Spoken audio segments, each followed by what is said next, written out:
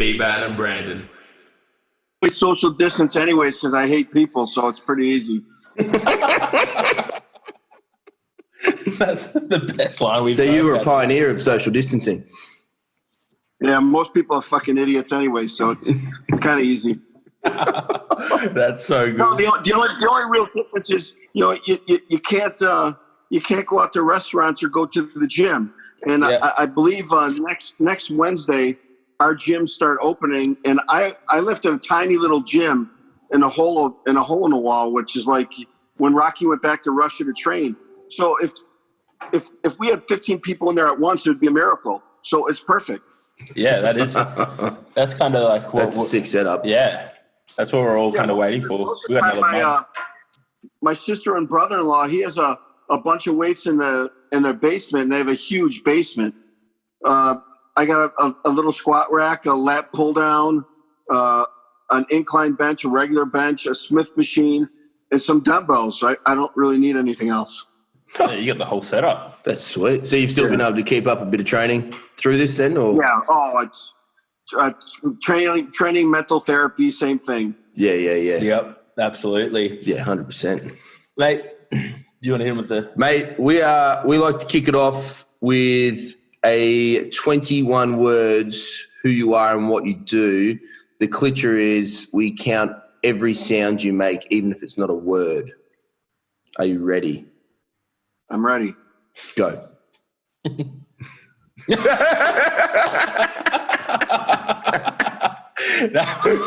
That's no words yet. You're playing well. He's smart. He's done this before. For people who are listening to this and couldn't see that, it was just a great jump on the YouTube and have a look. It's just Ed giving the finger. I will say this. You did tremendously better than Luke Poley. I didn't know. Did his head even fit in the screen? Mate, we struggled to fit in the screen. And we did his in person, and the camera, we had to put on a wide lens to fit that head. Definitely. Panoramic view. Now, we were actually just watching a video before we jumped on this of you showing a bit of your knife fighting skills. Yeah, I that's probably an old one, but I've been doing a bunch of like a JKD, which is Jeet Kune Do, and counter violence training for I don't know how many years. How'd you get into that? I picked up that I really always loved to be able to move, and just those movies would drive me crazy. So I know a guy who very, very skilled and pretty much grew up on the street as a drug addict and a hoodlum, and he took all this stuff for 20-something years and kind of learned it through the back door, being on the violent side already. Yeah. So his insight into it was a little different than traditional. Yeah, absolutely. Yeah, sweet. So do you still practice a bit today with it all? Yeah, I took a few months off because of my shoulders, but they're healing. So I expect within the next couple of months I'll be able to go back and start doing a bunch more again. That's awesome. Yeah, sweet. Have you ever done any other martial arts, or have you always been in that sort of lane? I wrestled when I was a kid. Yep. That's about it. And then all the other traditional sports. Yep. And then so obviously people know who you are now as you are the GOAT, but how did all that lead to powerlifting? I actually tried bodybuilding first. Really? And and the story I've told is I tried bodybuilding. I took I don't know what it was, 10th in my class in some teenage big contest. And this is before they even had music. This was 1980. And Sergio was in the audience. I met Sergio. And then I met Arnold after he came out with his book. And it was at like a big box store, just shopping store. Yeah. And I walked up to him. My head was right in his chest. So I'm like, oh, shit. I can't be Arnold, so I tried to be Franco, the strong little sidekick. Yeah. And then I saw Kaz on TV back here. There was a show called Wild World of Sports, one of the big stations, ABC. And I watched him lift at a national championship, and I was like,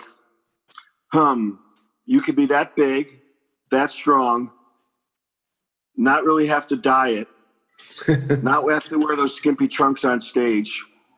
I think I'm going to try this. That's my sport. And I just loved it right away. Yep. Was many people powerlifting? Sort of, was there like gyms or such? Not really. Not really. The gym I trained at, there was a world record holder named James Rouse. And at the time, his specialty was bench at 75 kilos. Back in the old IPF days, he had a 217 and a half bench. Damn. Wow. And this is like 1980. Yeah. Or even a little bit before that even is when he had that record. And that was, 2-hour weigh-ins and all the other stuff that the IPF did. Jeez. So that would have been easily 227 and a half if he had 24-hour weigh-in. Yep. Holy shit. That's 75. That's insane. But I just started reading Powerlifting USA and did some basic programming myself. Yep. And which almost was no programming. I maxed out twice a week in the squat till I got up to 500 pounds. And I was still barely 155 pounds at the time, 70 kilos. Holy shit. I just didn't know any better. So and then I said, maybe I should try a routine. So you don't think maxing out every week's not the way to go? No, it's actually twice a week. Twice a week? See, I like that way. Yeah, I feel like I kept going up 5 pounds of workout, and it worked. Yeah. If it works, why? Ed said. Yeah, Ed Coan just said it works. Max out twice a week. Newbie games. Yeah. Oh, fuck yeah. So when was your first competition? In 1980, I lifted in the 75 kilo class, and I think my squat was 220. My bench was 135. My deadlift was 225. But it took 3 times to do my first squat because I didn't have squat racks that weren't low enough. So I had to take it off and put it on my back. Oh, really? Fuck. Yeah. That would have been fucking awkward. Yeah, it was. Man, I feel that's insane. Back then, it was all. Were you in single ply at that point, or was it just raw? It was rudimentary single ply. Very Tight shorts. Yeah, pretty much. Damn. And you would have been following yourself as well in the with the order that was like called right? class. Yeah, that was class 3 novice. Yeah. And I just did what I was told, so you didn't think anything. Like, oh, this is hard. Oh, this is so tough. Oh, it was like you just did it because you're told to do it, and this is the way the rules are. So it didn't make a difference. How long in between the attempts then? Did you have a minute, or was it just, all right, that was it? No, well, it depended on if you followed yourself. You were better off following yourself than to have like 1 or 2 people ahead of you. Because if you followed yourself, you had 1 minute to turn your attempt in, and then they load the bar, and then you have 1 more minute. Yeah. Yeah. So you'd stretch out every bit of that minute? Oh, as much as you can. Yep. But I was so hyped up and I was so young and in shape that it didn't matter. Damn. I think that's something for a lot of the listeners who are listening, that they won't even recall the days where in powerlifting it wasn't the round robin that we have now. It's just like if you're at 220 and the next guy's at 240, but your next attempt's 230, you're going again. Yeah. Yep. It was escalating attempts. Yeah. Oh. I'd love to run a novice comp or a comp like that again. I reckon it'd be a lot of fun. No one bitched about it either, though. Yep. Yeah, that's pretty cool. What was it like when they changed it to the current system? Well, at first it took a while to get it down because sometimes you'd have a lot of people in the class. Yeah. And it would be forever before you got to your second attempt. Oh, of course. That was more of a problem. Yeah. So they'd be putting more than 15 in a flight or... Yeah. Oh, shit. Yeah, damn. I'm really glad they cleaned that up by the time it got to us. 50. Yeah, unless you're like a super heavyweight or something, you're not going to stay warm. Yeah, no way. Yeah, those super heavies got a few bits of insulation. What would be one of your biggest numbers do you remember that you followed yourself on? One of your biggest attempts? When I pulled like a 359 point whatever deadlift at 82.5. Yeah. They put us at the Nationals. Larry Pacifico ran them in Dayton, Ohio. And the last guys were myself and a guy named Buddy Duke, who was at 90 kilo. Yeah. And he passed his third attempt, and we were fairly close in deadlift. And my second attempt was 360. And at the time, though, you couldn't stop on the way up. Oh.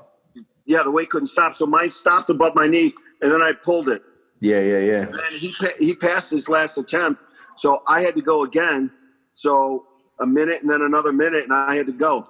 And then I made it all the way through. Oh, fuck. Was that 350 you said at 82? 360. No, that was 360. Holy shit. Jesus. Wow. Done 2 singles in 2 minutes.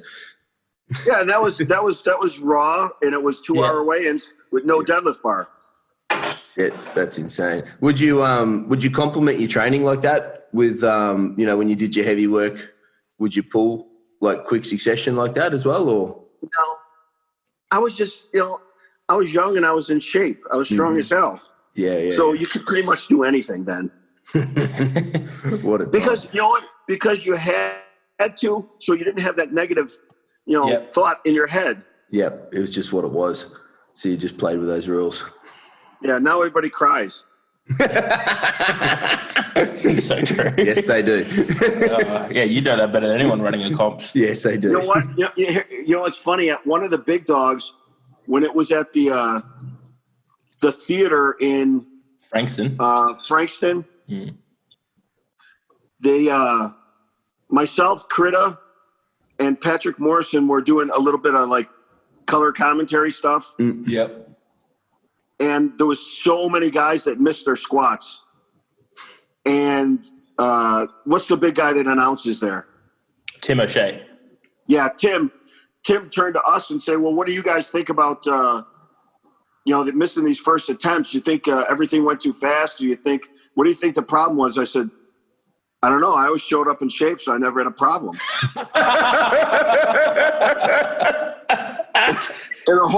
And the whole crowd was just like, ooh. Hopefully they heard all that out the back for them. Yeah. I think that was Big Dogs too, wasn't it? When they did I think so. It could, wherever was at the theater the first time they had the theater. Yeah, that's right. Because it was Big Dogs 1, 2, and 3 were there, and then I think Big Dogs 2, yourself, Critter, and Pat Morrison did the commentary. That's right. That would have been fun sitting there watching that and having a bit of a chin wag with those two lads. Oh, they're an absolute riot. Yeah, they're fucking lunatics. Yeah, it's perfect. Yeah. Well, if you hang out with lunatics, you look normal as a powerlifter. Put that on a t-shirt. Yeah. Oh, that's so good. Because you've been out to Australia now quite a few times, pretty much at every Pro Raw event. Yeah. When was your first trip to Australia? Because it was for GPC Nationals, wasn't it? In 2014, if I'm not mistaken? Yeah, and it was... on the Gold Coast. Yes, down at Surfers Paradise. Yep. Scott Watson brought me out because he ran it and he had set up some seminars. That's right. And they were your first... Were they your first seminars? He ran my first seminars in Australia, and then... I had met Iman and Marcos there, and he had talked to Scott about how the seminars went. And then right away, Iman said, well, here's a ticket. Book him to come out to Marcos, to headquarters, just for overnight, and we'll fly him right back. So that was it. Damn. Oh, shit. Do you put what sort of preparation did you put into your first seminar? Nothing. Dude, I competed for 28 years. I don't have to. You got stories. I pretty much know what I'm going to say. Yeah. Yeah. Do you see much difference now between the lifting? I guess you see, apart from everyone being, whingy, do you see much difference in the training style to what you guys did back then? Yeah, because a lot of the stuff myself and the other lifters, and then the guys that came before us, we learned from our own mistakes more. Yeah. So we kind of set it up for a lot of people to learn off our mistakes, which is, that's just history in general. That's what everyone does. But now they seem to do so much more volume, but they leave out a lot of heavy duty assistance work. Yeah. I base mine more off a little bit of powerlifting, bodybuilding, but any compound movement I did, whatever I did, whether it's any variation of a squat, a bench, a deadlift, heavy bent rows even, or shoulder presses, or push downs and stuff like that, I treated that like it was the main exercise, and I cycled those all the way down to doubles and triples sometimes. Damn. Just like I would a regular contest. Yeah. Because in my mind, I didn't want anything to be weak. If there was a weakness somewhere, that means I would fail at some point or get an injury at some point because there was a weakness there. Yeah, wow. Yeah, that's pretty cool. And you record all your, best fives at a row, bar row, and then next training block, I had so many routines written down until I found the exact numbers. When I would get ready for either off season or in season, I would have every set, rep, weight, and exercise mapped out in advance, and I'd never miss. Yeah, wow. That's fucking cool. And you said you guys learn a lot from your mistakes. What would say a couple of your mistakes would have been going through that? I was more in love with the training part than I was the competing part. Mm-hmm. So I probably could have peaked a little bit better on some things. Yep. And that's about it. Fuck, that's a scary thought. Your numbers were massive already, and you could have peaked a bit better. Yeah, I would have liked to seen in some of the contests when we didn't have a squat bar or a deadlift bar, what I would have done. Yeah. Because all your squats were walked out as well. Yeah. Yeah, the monos weren't really a thing in your time. No, when I did the what was it, 1090 at 100 kilos, that was 2-hour weigh-ins, no bench shirt, no deadlift suit. IPF rules in the contest because it was the national championship. And so I know I would have put up monster numbers, but I'm happy with the way I did things and the way it turned out. That's crazy. Like as you said earlier in the podcast, people whinge about the equipment. It's not the right deadlift bar, yet you pulled 409, if I'm correct, on a fucking stiff bar under 2-hour weigh-in conditions. Now, full meat. Yeah, I've read that they actually reweighed the plates after, and you put in a different attempt, but it was actually more anyway. Yeah, my first concern was to total over 2,400 pounds. Yeah. So I actually called for 407 and a half. Mm-hmm. 407 and a half first. Yep. And that was for my second attempt. My first attempt was 380. And I made it actually pretty easily.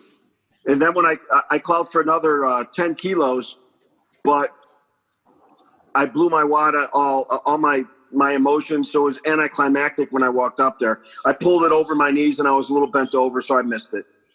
If I would have called it on my second, I would have got it, but, and then they had to weigh all the weights afterwards because there was some, close calls or ties and stuff like that, and they weighed them out, and it turned out to be 901 instead of 898. Damn. A few extra kilos on the bar. Was that a common thing, weighing out the plates like that? Because I hadn't really heard that before. Yeah, especially when there was world records. Yeah, right. Fuck, wouldn't you be pissed if you thought you went for a record and weighed it out and turns out it was a kilo less? Oh, that would be so...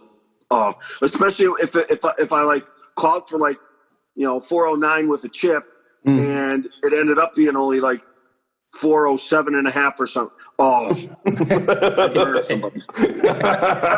I had doubled that, did that in training 2 weeks before. Oh, real easy. So I was pretty confident. Because a lot of your training, I've kind of had a breeze through. There were a lot of heavy doubles, heavy triples towards the end. You didn't really hit that heavy single. Is that a mistake you see a lot of lifters do these days, really trying to push the heavy single in training? Yeah, usually it's because they're insecure. Yeah. And they're not as confident with their training as they should be. And I did, 8s and 10s and stuff which built up speed and endurance and a little bit of hypertrophy stuff, and then more hypertrophy and got into a lot of strength with 5s. 5s were the key. They kind of bridged the gap between the both. And then the last heavy ones was just to feel some weight to peak out. Yeah. Yeah, damn. So you wouldn't spend too much time in that peak zone for training wise? No, you can't. You can't stay above like 90% for very long of your max. Yep. Gosh, you end up just fucking fried, right? Yeah, you'd be dead. You'd blow your wad. And probably what helped us is the fact that we didn't have all the social media. Yeah, absolutely. So I didn't have to get likes by showing everyone a single or some stupid training. Yeah, even you wouldn't have to. I think it's a big mind fuck for competitors seeing, they've hit a big double and they see someone else hit a bigger double, then they try and go even bigger for a single. I think that's like a mind fuck. Yeah, they do that in training a lot. They just, you wrote out your routine for a reason and you want to get to the end. And the result. If I do all these XY training over these 10 or 12 weeks, I know it's going to give me these numbers. So you just stick to it. It's not that hard. Yeah, absolutely. Now, when you wrote out all your training, did you work with anyone or get bounce ideas off people and stuff, or was it all your own? It was just me. Yes, sweet. It was just me. And you just did your own research on how to do it, or did you just learn from, I guess? I learned from making a few mistakes. Yeah. And then when I realized that I had to rest more, that's when everything took off and I started growing like crazy. Yeah, because you ended up, what was the final weight class you were in? 110. I did a contest where I weighed a little bit more, but it was because it was like, under 100 and over 100 for money. 2 classes. That was it. So you started as a 75 kilo lifter, ended up as at 110. Yes, that's good growth. Beautiful. Yeah, I wasn't going to get taller. And wider was the key. That's a lot of sandwiches. That's your future, bro. Brando's going to go to the 140s. He's coming from 100. I've decided for him. I don't know. His head's not quite big enough yet.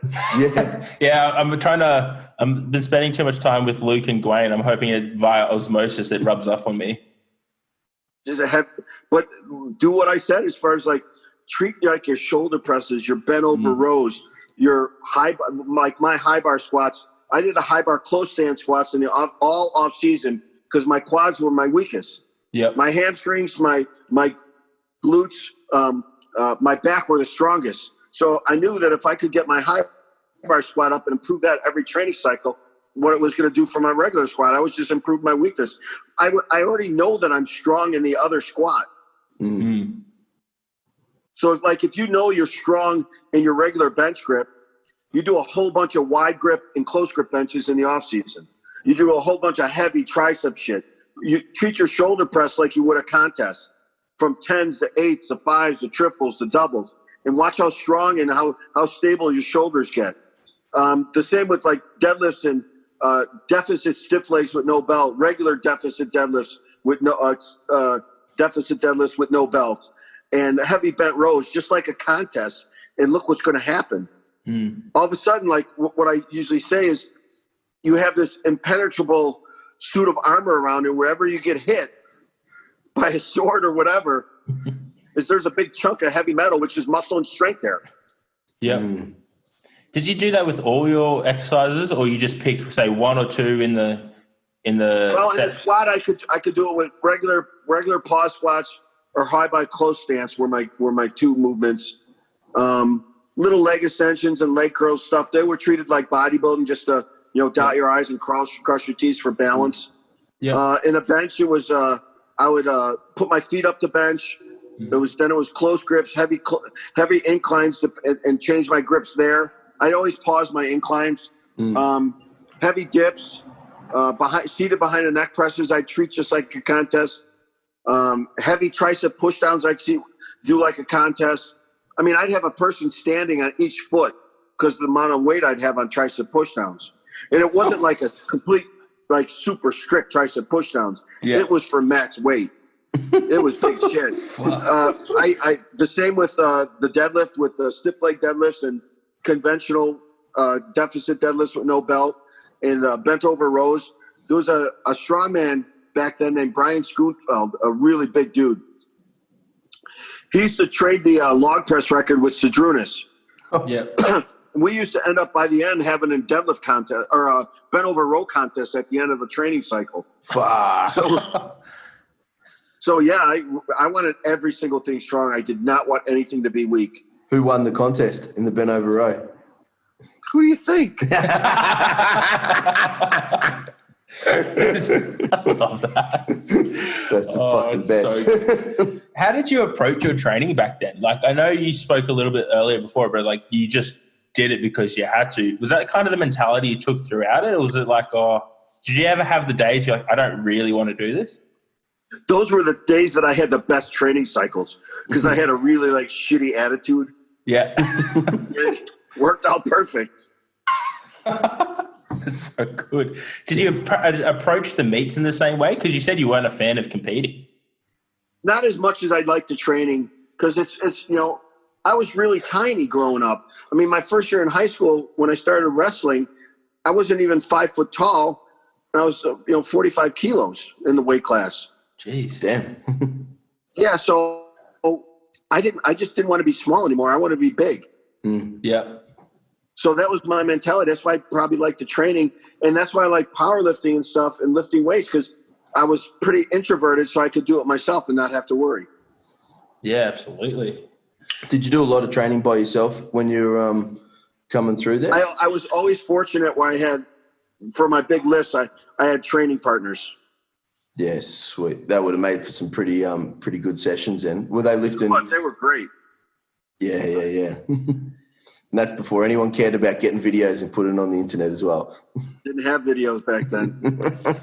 When you look at like all these training videos online, like what's your first thought? Because you trained in an era where there wasn't that, like you trained with, comparing it to now, like you didn't have the technology of, knee wraps that we do today.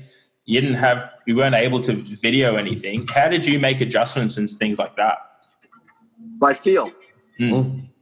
It seems to be a lost art these days, though. A lot of people are just relying on external cues. Well, everybody's relying. Like, there's some really good trainers and really good routines. Almost any routine can work pretty well if you pick the right numbers. Yeah. First of all, that's why there's you got like Mike Trashear, Bryce Lewis. You got Chris Duffin that does stuff. You got Chad Wesley Smith, and quite a few others. And they all have successes, but the clients that have to learn, they can't just blindly follow like sheep. You have to, if you're in the best interest of your client, you got to teach them how to lift. Like if they can't get a hold of you, they can't panic and say, "Oh, I couldn't get a hold of you, so I couldn't lift." What? You know what? So don't be a sheep. Try to learn your own body. I learned my own body because I had to, because I was so introverted. Probably, I'm sure I had a little ADD in there too. And so I learned the most by observing shit, by looking at the magazines, by seeing if there was any videos around, by just reading and looking at people in the gym and seeing what's right and what's wrong. And then, man, I learned so much just from that. Yeah. That's pretty cool. I still do. Yeah, absolutely. And then obviously, as you said before, like when you made a mistake, the first thing you'd ask is why? What happened? Yeah, I know. I would already know why. Yep. I would already know. As you're coming out of the hole on the squat when you heard it pop. Yeah. Yeah. Well, when I blew out my knee, I knew on the way down that something bad was going to happen. Oh, fuck. Just didn't feel right. No, I which was my fault. I set up wrong. I set up too fast, so my right leg was way farther out than my left leg. So when I started coming down, my right leg just buckled in, and I felt it buckling in. Oh, fuck. And then it just snapped in half. And I'm lucky I knew how to dump the bar from the old school guys that I used to know. Yep. Fuck, otherwise you'd be under it. Yeah. Well, it would have been bad because your spotters aren't ready on the way down. No, and there's no safety rails like we have now, or slings or anything like in a mono. Fuck. No. That's crazy. What was the recovery like coming off that? Yeah, but it was our normal. Yeah. I waited 6 months before I squatted. My cousin is an orthopedic surgeon and fantastic. He did my surgery, and one of his guys did a lot of my rehab. And actually his guy Mike's the chemist who's brilliant. Now he's Dr. Mike because he did his doctoral thesis off my knee injury. So we had video, we had every training session that I did with him for therapy session and how I came back. So it was already set up. So it's perfect. Jeez, that's so there's probably people today doing the Ed Coan knee rehab program. Yeah, probably off his paper. Yeah. Well, my cousin just came in the room the first day. Excuse me. And he said, Eddie, Mike knows how to get your range of motion and get you well enough to start training again. You know how to get strong. You guys put your head together and don't get hurt. That was it. We just looked at each other and smiled. Okay, cool. Let's try to do some of this shit. Break up little shit. As long as my range of motion was increasing and I wasn't trying to do anything stupid, we just kept doing little things back and forth. What did the rehab look like then? Pretty, from the outside looking in, it's really simple. Mm. But you know what? Albert Einstein had a quote that said, there's genius in simplicity. Yeah. Which really means is like something can look really simple, but how you apply it is the genius part. Mm. So anyone could take my routine and say, oh, that's just linear periodization. That's fucking bullshit. Yeah, let me teach you how to do it my way, and I'll show you how to get fucking big and strong. So, you know what? There's where the difference is. But that's why so many coaches, like look at American football or basketball, or you get into things like that, and you see how it's just rudimentary stuff, but how that coach applies it can be way, way different. And that's what inspires, and that's what makes the whole thing possible. Yeah, there's absolutely. just tiny little things that get twisted, but it worked out really well. And that's what I do. In any workshop I have, I don't do PowerPoint presentations and all that shit. I fell asleep on those myself. So, you know what I mean? Yeah. If I'm going to teach you, if you want to learn how to lift, I have to teach you with my hands. If you can't have Mike Tyson telling a story on how to box unless he shows you how to box and how to move. Absolutely. The same thing with any sport. You can't teach rugby while watching a video. You have to have someone out there making you do exercise drills and stuff like that. That's with any sport or anything you have to do. So that's why I do my seminars like that, is I can get through to people more. They can actually, their brain and their body come in sync where they say, oh, that's what it feels like. Now you got it. I was very fortunate to be at one of your seminars. Fuck, I think it was. I remember. I think it was 2017. Yeah, you were a skinny little guy then. Oh, look, still am a little. He's still little. He needs to be 140.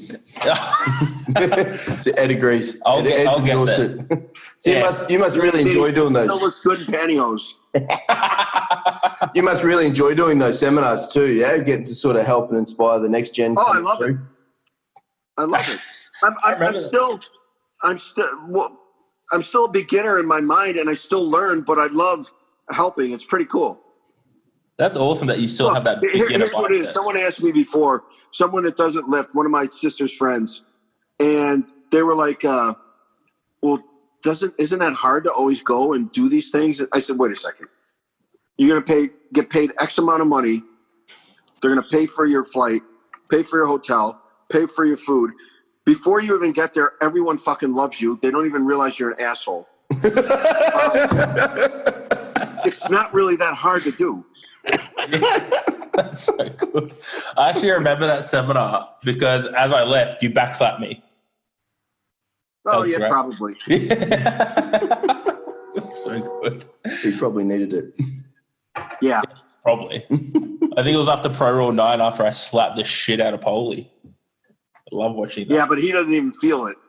It's like slapping a brick wall. Like hitting a wall, wouldn't it be? He confirmed that he's never felt a backslap, even though I've made him bleed. I'm like, don't bullshit. No. There's a video online somewhere where I helped Johnny Jackson get fired up for the deadlift. Oh fuck. Bodybuilder Johnny Jackson. That'd be sick. And the first time I slapped him with the back with my left hand on the back of his neck. And it wasn't hard enough. Then his next attempt, I used my right hand, and I freaking nailed him as hard as I could. I mean, to the point where when I walked away, I was like, oh, fuck. All he did was just go, it's like, whoa. That's insane. We need to get a handprint backslap from Ed Coan next time he's around. Mate, have you seen the size of those hands? Yeah. Those things are huge. I can still do a 3-finger palm on a basketball most times. Really? Wow. Yeah, there's a picture on my Instagram somewhere farther down where I just grab a legal-sized basketball in a sporting goods store and just hold it out with 3 fingers. Holy fuck. Jesus. Damn. He's strong everywhere. That's pretty fucking cool. Gotta be. Absolutely. Now, I mean, I used to do those one-arm barbell rows, holds in a power rack and just hold on for 30 seconds and keep every week the weight would go up and up and up. I got up to, I think I was somewhere between 82 and a half and 90 kilo class. I did like 212 for 30 seconds with one hand. Jeez. Fuck. That is insane. That's a fucking epic. It was pretty cool because, I could grab the bar in the squat and squeeze. Yep. And just know I was going to get it just in the squat alone. It felt so cool. Fuck, Fuck. That's old school powerlifting, instinctive, knowing when you're on and when you're not. That's just something that just be an animal strong. Yeah. Okay, well, that's the end of the podcast. That was perfect. Just wrapped it up well. Now, I heard, I was talking to Coan the other day, that now you've quoted him as the most electrifying man in powerlifting, I think. Oh, I love watching him lift. Now, I think it was Pro Roll 9 when he squatted 420, and you said, good work or great squat. And then he looked at you and said, what's your biggest, how many times have you squatted 420? And you turned around and said, I did it for a double. Yeah, I did it for a double, and that was, with our old knee wraps and walked out. Yeah. Less body weight than Coan. Yeah. A little bit less. Just a little. I remember just a couple pizzas less. I think he was like, I felt so good about myself. And then Ed Coan was like, I did it for a double. And I was like, oh, that's so savage. But classic Ed. It's great. That's fucking gold. Look at smirk. Here's a story. There was a lifter named Johnny Neighbor. He won the IPF Worlds a couple times at like 110 and 125. Great lifter out of England. And I was in his gym, the gym where he trained. And I said, well, what's the highest deadlift here?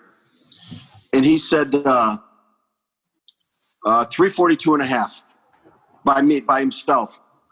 So I think Jamie Reeves, who was a World Strongest Man winner, and him were there, and a couple other guys. And I said, I'll just put on 350. So I walked up with just jeans on and like CrossFit type shoes with no belt and just did it cold. So that was my Eddie asshole moment. What was their reaction? He left. He never lifted again. Yeah. Oh, that's so good. Oh, it's like listening to you talk about that. Were you always kind of had that mentality, just like I'm just here to be the best, or was it just I realized I could only lift what I could lift. Yeah. So I stayed in my own little world. I think that's where that introverted part came in handy. So I didn't worry about anyone else. I was out to do whatever I could for myself at whatever contest. Then it was okay. I was just fortunate that my talent and strength level was higher than everyone else's. Yeah. I'm sure everyone else trained just as hard, but I had a gift, and I fulfilled it. But when I went into a meet, it's like, okay, I'm going to hit these numbers hopefully based on my training. So after my first attempt, I pretty much knew what I was good for that day. So all the training was out the window. It's just, what can I do today to try to go 9 for 9. Yep. So you'd always use that first attempt as kind of as your That's line my in the gauge. sand, so to speak. Yep. That's my gauge. Yep. I think that's really good advice because, like, you see a lot of lifters come in and they're like, I'm going to do these 3 attempts and this is what I'm doing. And then they get that first one and it's super slow and they're like, no, I'm going to do this as my second attempt. It's like, man, you need to have some flexibility in there, right? Yeah, you need to slow down. I think you need to slow down. You need to be aware of what you can do on the day, as you said. Sure. It's like some days you're going to feel really good. And you don't know that until after you do your first attempt. Mm-hmm. It's like, okay, everything's perfect. I'm on today. We could do this. Yep. And then you have either a handler or you better be able to be honest with yourself or else you're going to crash and burn. And that's where I think a handler comes in because I think you see a lot of times these days people just big note themselves or think they're way too capable of what they actually can do. And we've all it's too good. I'm 5'5" or 5'6". I knew I was going to play in the NBA.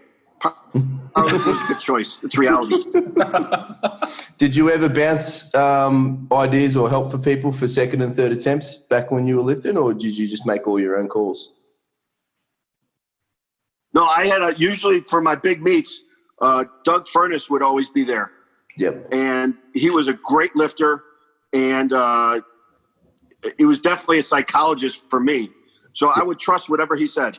Yep, and you just go for whatever he asked for on the bar. As soon as he said, okay, you're going to take 440. Okay, I know I can do 440 because he said so.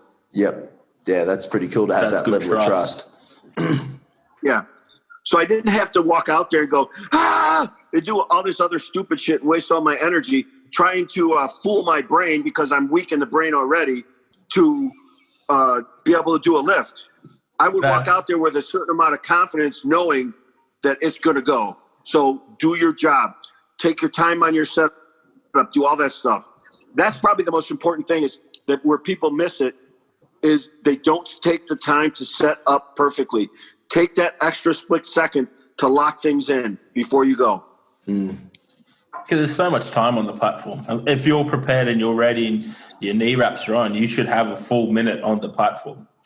Yeah, you don't get to do 2 reps on the platform. You have 1 rep. So when you were in practice, make that first rep perfect, and you do that by having everything that comes before that perfect. When I didn't squat for over 6 months, it was actually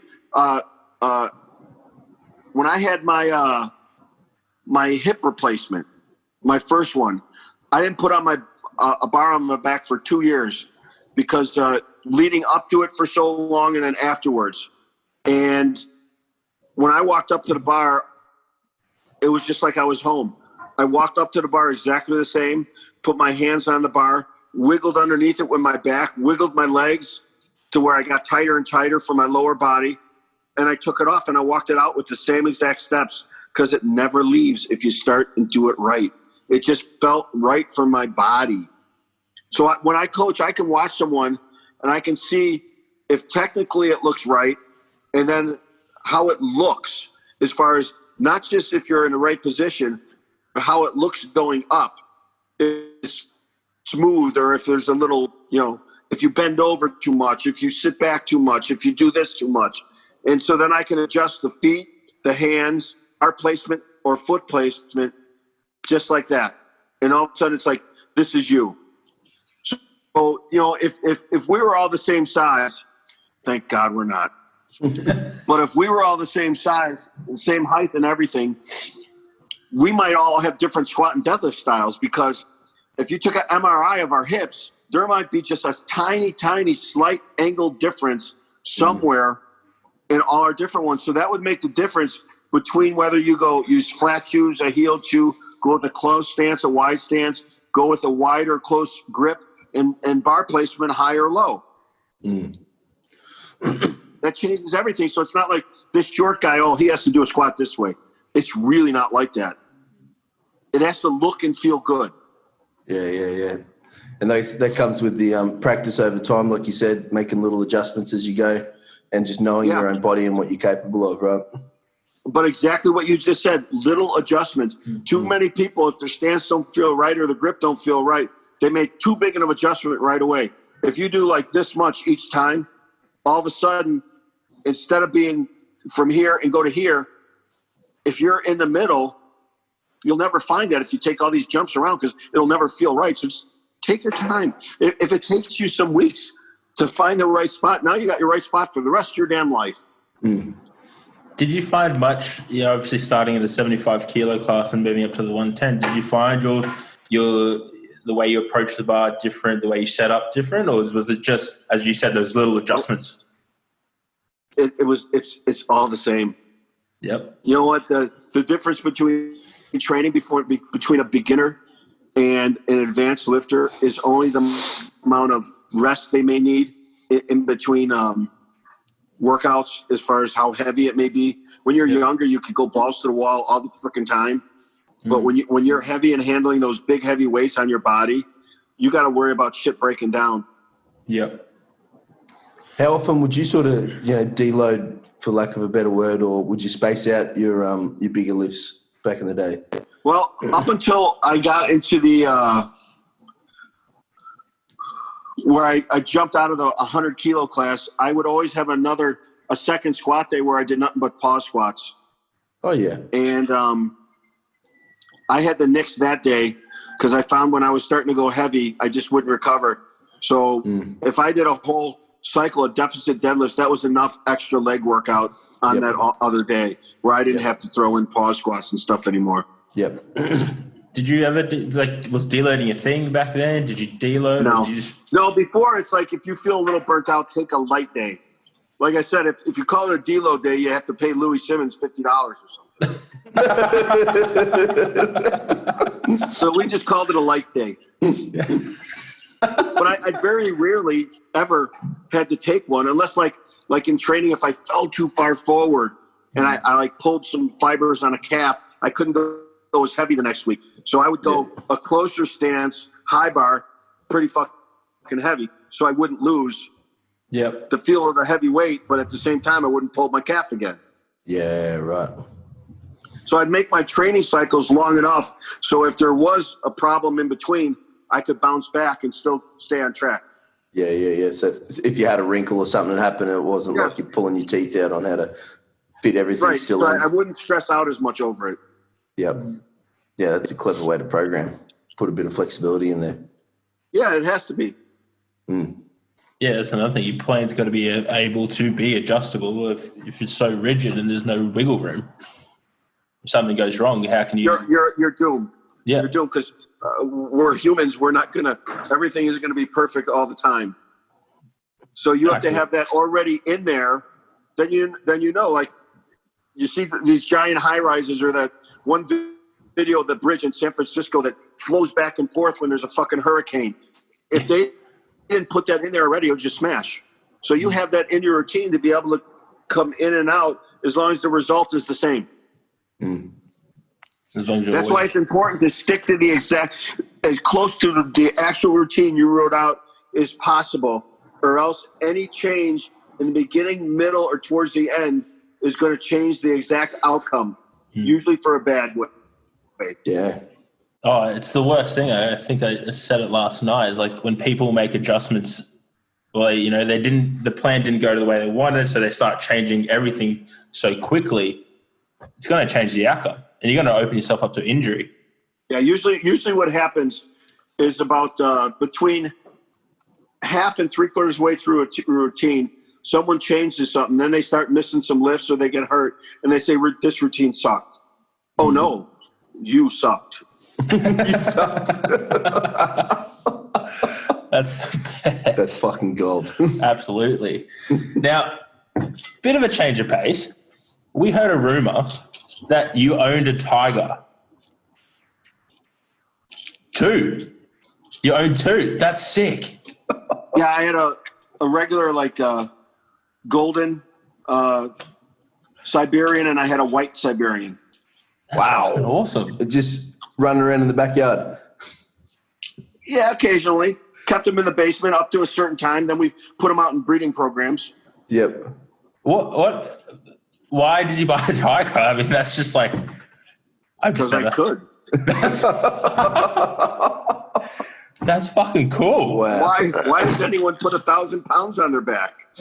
Because they can. Yes, fuck. Damn. What's a tiger like, Ed? Yeah.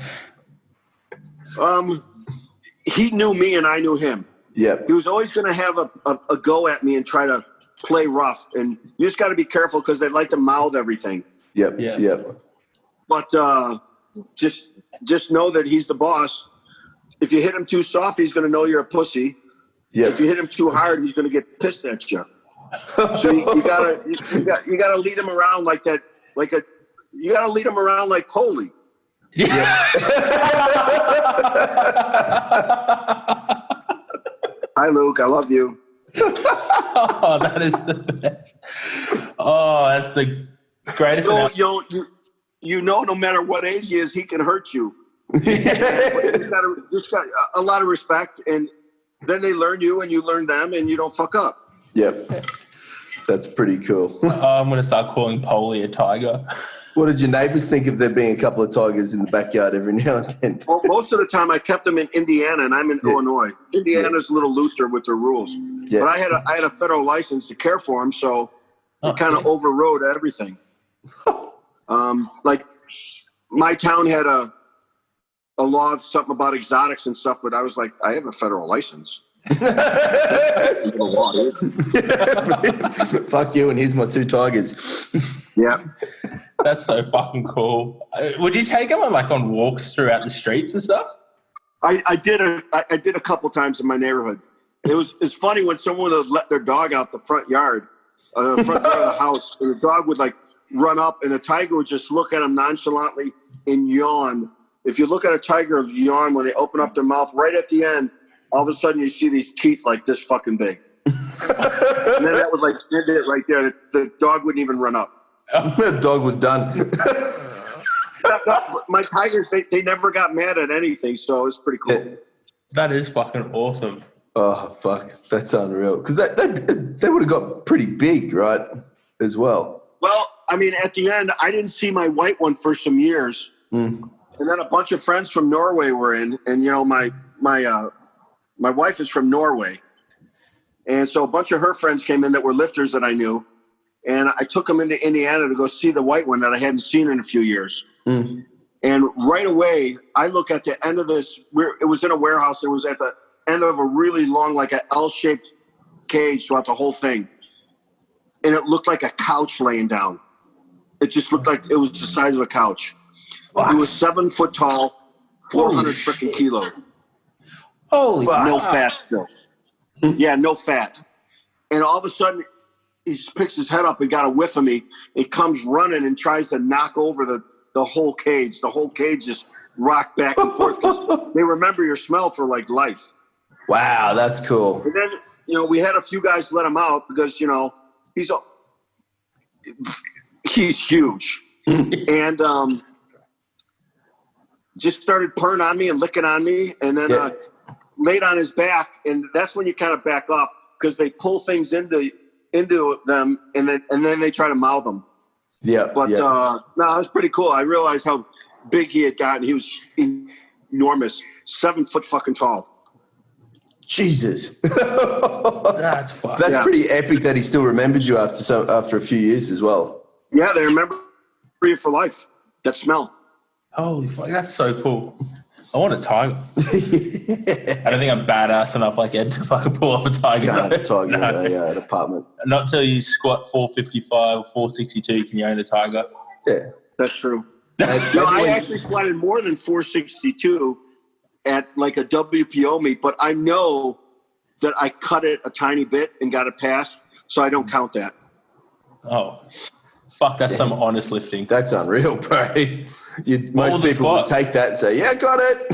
Thank you. It was pretty fucking easy just cutting it like an inch or something.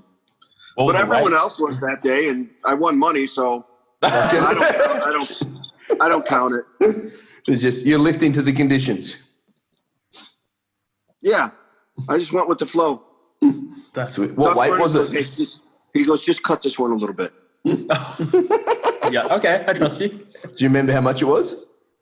Yeah, kilo wise, let's see. It was 1,038 pounds. So let's see, 462 and a half and 17. Oh, wait. Not 5,190, bro. It's divided by. So it's like 470 like 471. Yeah, Because Steve Goggins was in a higher weight class, and he did 470. And that was the highest squat ever in the whole world, regardless of weight class at the time. Yep. Doug said, let's just chip him.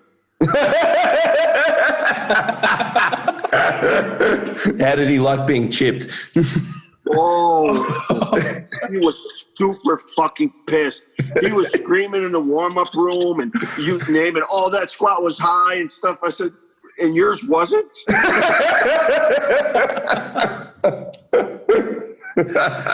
Fuck, you'd have some stories from a warm-up room.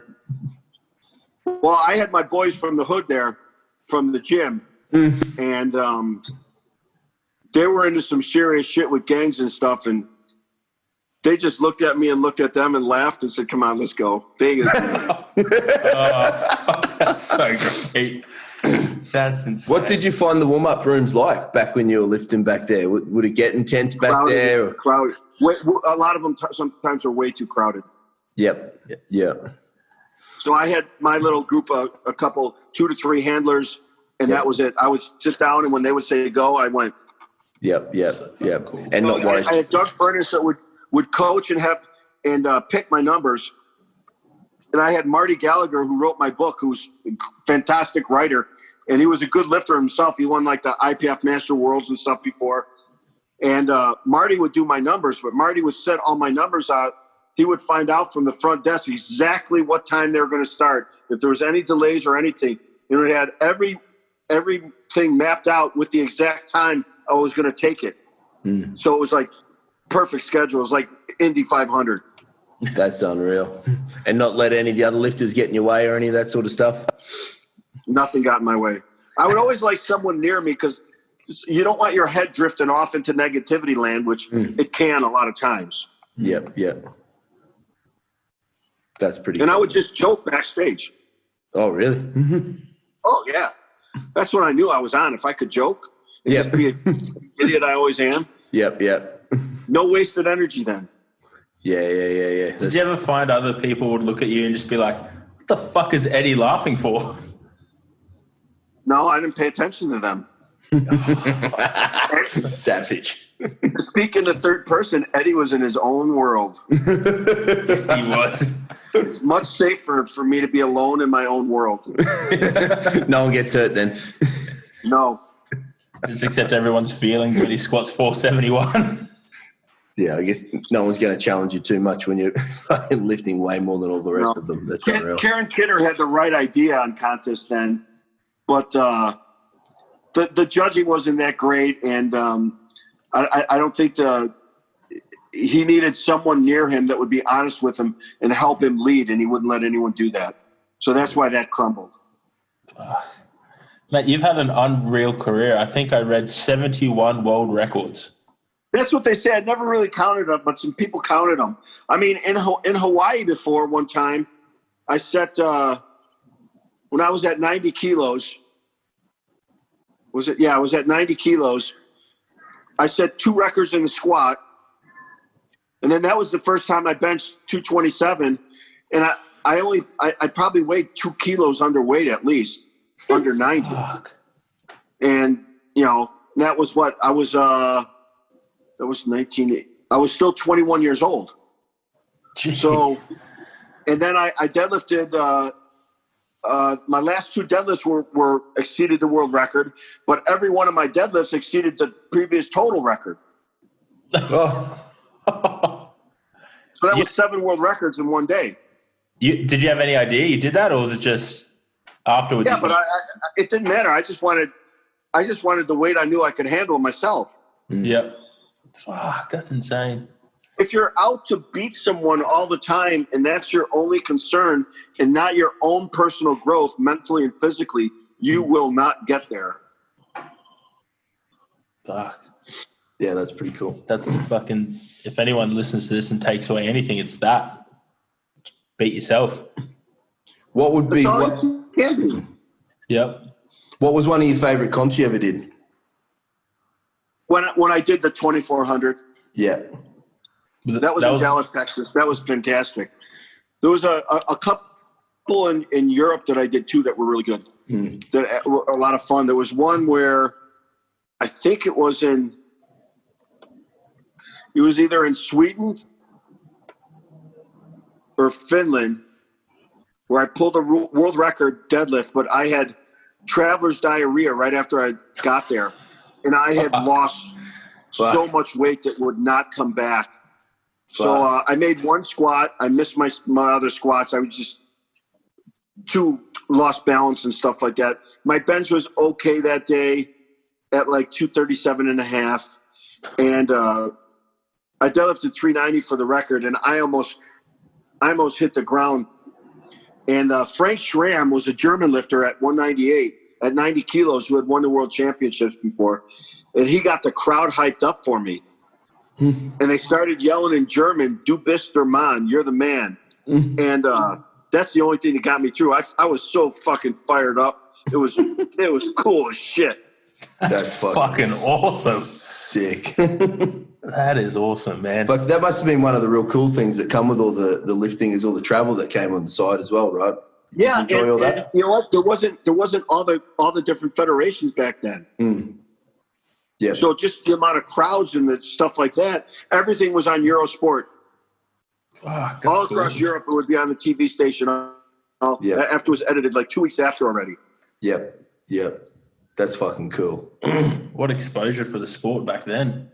Yeah. Now we've got about 500,000 federations. Yeah. Too many. All with different rules, interpretations. Yeah. Shit. Fucking hell. Fucking simpler time. Yep. Ed, mate, we have 10 more questions for you. 10 big Whatever you got. questions. Rapid fire. Hey. First thing that comes to your head. This is like, it's not like I can go out and party or go to a restaurant. So, I mean, you guys normally you guys would be like about, number 20 on the list, down on the list of fun things to do. Yeah. but now we're number one, right? Right. We'll just edit that. I have some grass-fed beef already cooked, so that's about, you're running a close number 2. That's fucking great. I love it. So savage. If you could travel anywhere or explore anywhere in the world, where would you go?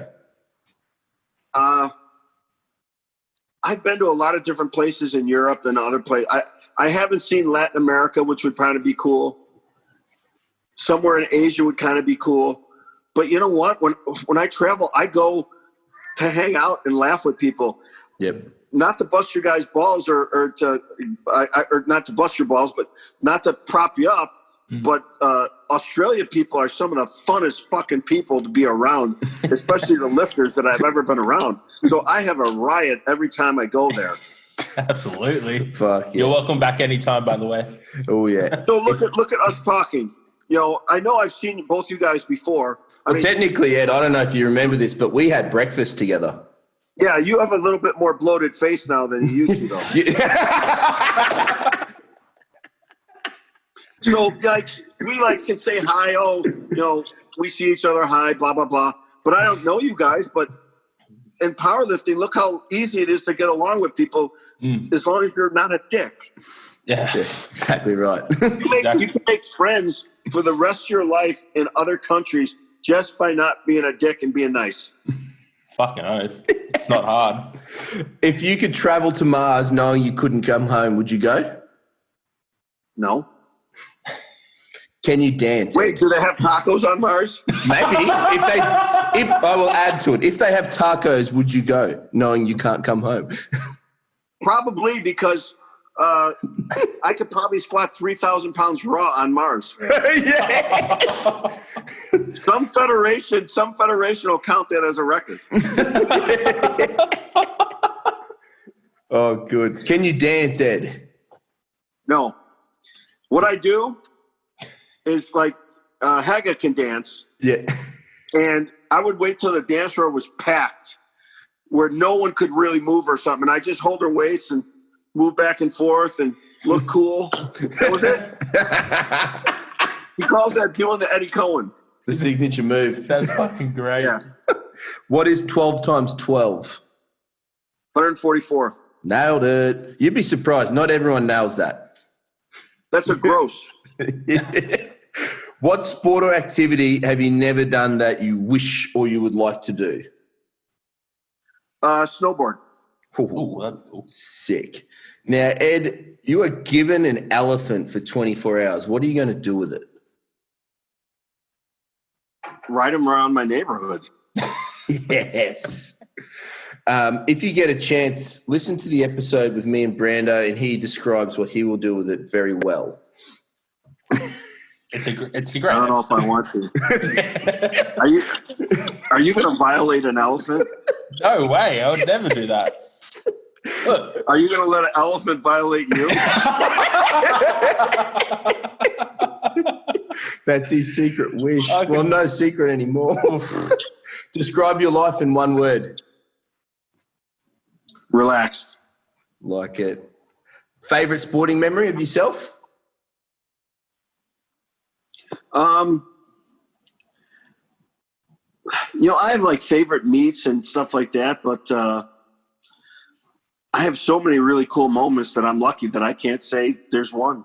Yeah, that's sick. Pretty lucky. How long is a piece of string? How long is a piece of string? Yeah. As long as you want it to be. Oh, yes. What's the last piece of music you listened to? There's an artist out there named Teddy Swims, Yeah. Mm-hmm. and he's got a really, really cool voice. Just look him up on like YouTube videos and stuff. Yep. He does a lot of remakes from a lot of other people, but he has his own stuff too. And some of his stuff is really freaking good. There we go. We'll put that in the show notes. Put that in there.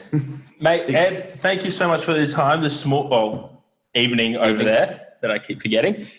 Anytime, come up with whatever questions you want. We'll do it again. It's easy. Fuck yeah. Love yes. to. Yeah, we got so many Did you questions. get him on the round table?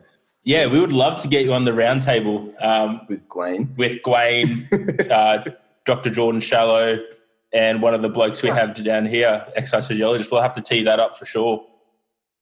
Sure, no problem. That'd Love be it. sick. That would be great. Well, that's the round table we wanted in. That was the round table we wanted in Yeah, Melbourne. we wanted to do that in Pro Raw, but obviously COVID hit and then that got canned. Yeah, that sucked. Oh, it still sucks. Yeah. Now, you do a bit of coaching. Can people find you through Instagram? They just go Instagram. I mean, I have Facebook and Instagram. Instagram's the best. You know what? I don't do a lot of coaching because so much of my stuff is I have to do so much as far as analyzing people and writing shit out that I don't have a regular program just to put in for each person. So the amount of time I'd have to do it, because I was born with this thing called a conscience that, I would put in so much time that for my time to be worth it, I think I'd have to charge too much. So what I do to give back, which I really like to, is I make comments all the time when people tag me on videos on Instagram. I send them private messages all the time. They ask me questions. They'll look at their technique and stuff, and I do it all for free most of the time anyways. Fuck, that's awesome, legend. man. Absolute legend. I'd rather guide someone to teach them how to do it. Like if you teach someone how to fish, that kind of thing. Yeah. Than just write it all out and stuff like that. And just say, here, follow this. Yeah. I'd rather, have them go, like I said, that, eureka moment where, holy shit, it worked. He was right. And then he learns from himself. That's better. So when I coach, I might critique your technique and stuff. And then so many routines work, like I said, that I kind of just steer people towards making better decisions on their training so they learn more and they can pass it on. That's what I did. Yep. That's what works. That's fucking sick. Mate. I feel good about myself at the end of the day. So there. That's all that matters right now. I look at it this way sometimes too. Is like, even though people say, "Oh, thanks, you helped me out so much," they don't realize that I'm a complete selfish fucker, and I did it because it makes me feel good. Mate, you're a fucking legend. That is the best. Oh, it's What? I do like the way you guys call people legends and cunts. It's beautiful. Yes. I was like really proud. I made it through a whole episode without saying cunt. Every time I do, I get this phone call from my mother being like, "I can't believe you said that." I'm like, "Oh, sorry, Mom." You know what? I just got a private message on Facebook of an Australian guy driving in a car, and he's giving a speech, and he just keeps saying, "Yeah, the one." I just want to say you're a beautiful fucking cunt, and he just keeps going on and on like that. I sent to everyone. Everyone's like, "Oh, thank you very much."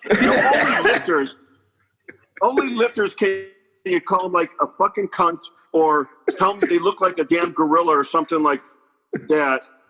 And is it a compliment? Yeah.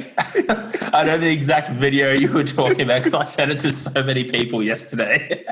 Yeah. It's fucking great. Mate, thank you so much for your time this evening. We will definitely get you back on. That was so much fun. And I'm sure you're welcome. I don't know exactly when Big Dogs is this year, but, Emad takes care of me and sponsors me every year to come over. That's awesome. For my ticket, and he had to cancel it. So he has, that and my wife's ticket on hold or whatever, however they do it. And so maybe we'll be over, depending on the time, for Big Dogs. And I mean, Coan and all those guys are right there too, so we could do a round table there. It's got to have great video because everyone's going to be pissing in their pants the whole time. Mate,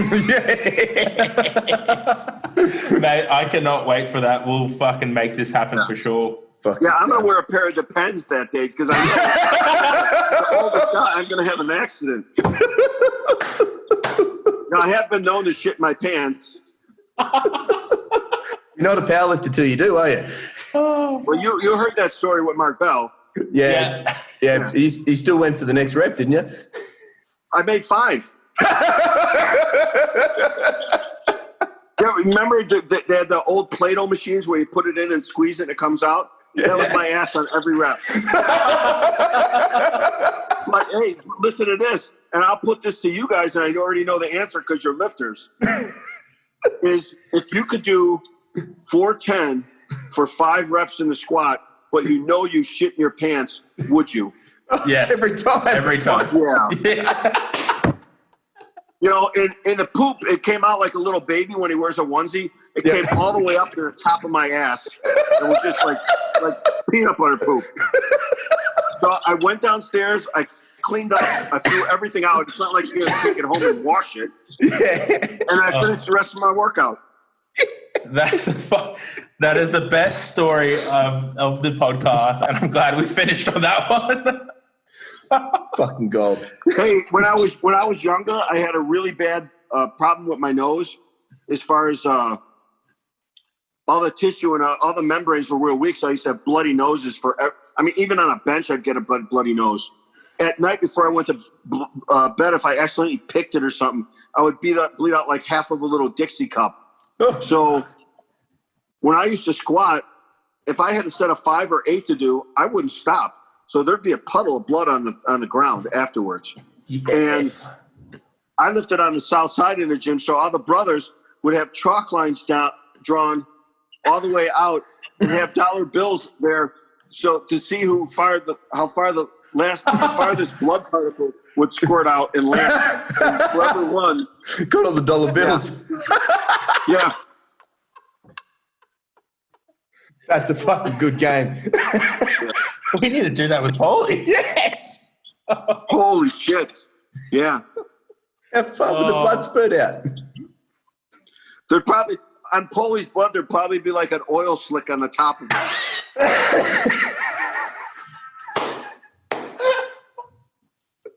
Oh, that is the fucking best.